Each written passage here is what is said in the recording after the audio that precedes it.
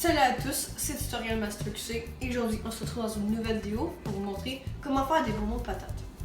Fait que pour commencer, vous avez besoin de farine, de beurre de peanut, d'une casserole avec de l'eau, un couteau, une épluche patate, une patate, d'une planche à couper au besoin, du sucre glacé, une tasse à mesurer, une spatule et du papier ciré.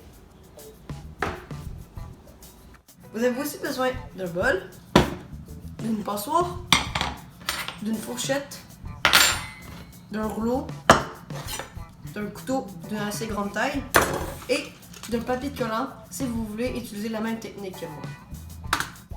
Pour commencer, épluchez la patate.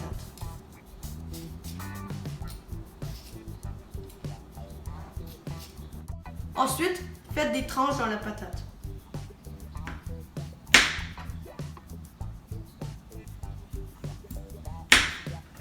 Maintenant, faites des cubes d'environ 1 cm dans chaque tranche.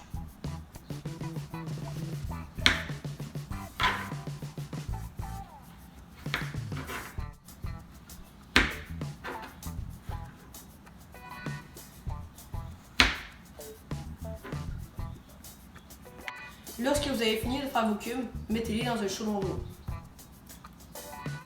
Déposez votre chaudron sur la plaque chauffante et activez-le au maximum.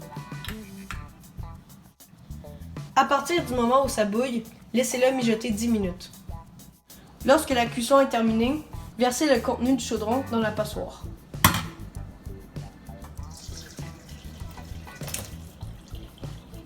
Laissez-le ensuite reposer au moins 20 minutes.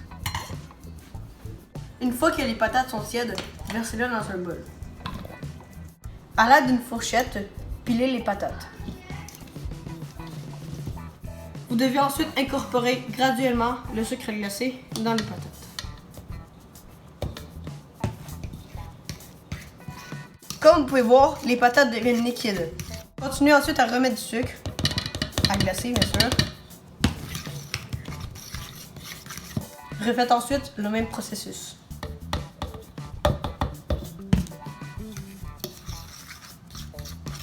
En gros, mettez-en jusqu'à ce que vous ayez une belle grosse pâte.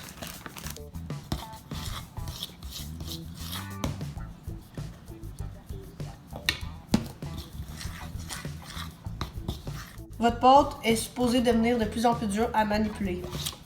Lorsque la pâte est trop difficile à manipuler avec la fourchette, faites-le avec vos mains.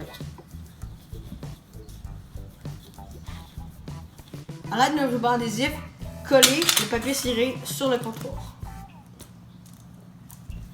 Prenez ensuite une petite pincée de farine et mettez-la sur le papier ciré. Ensuite la farine sur le rouleau. Commandez-le sur le papier. Roulez ensuite votre pâte sur le papier ciré. Vous devez ensuite étendre la pâte avec le rouleau.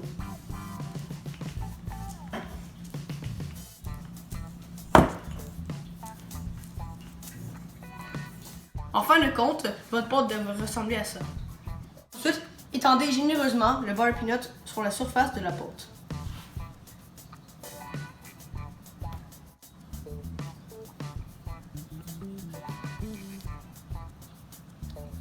Ça devrait ressembler à ça. Vous devez ensuite rouler la pâte.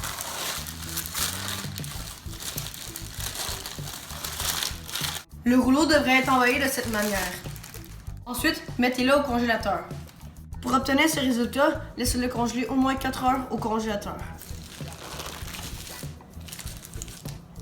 Vous devez ensuite couper dans ce sens des tranches dans le rouleau congelé, d'environ 1 cm.